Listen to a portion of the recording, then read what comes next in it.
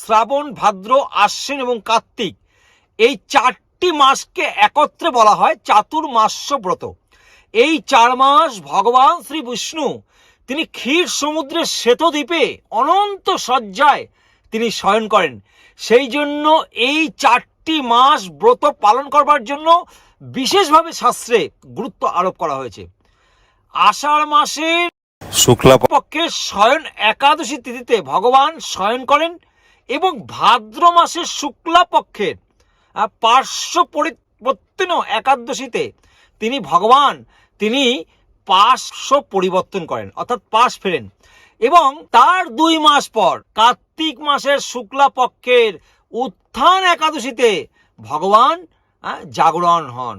এই 4টি মাস প্রাকৃতিক কারণ অনুপাতে এই সৃষ্টি থেকে হয়ে আসছে। বুঝতে পেরেছেন যে প্রাকৃতিক বিভিন্ন কারণে মানব দেহের মধ্যে রজ এবং তমগুণ অত্যন্ত পরিমাণে বৃদ্ধি পায়।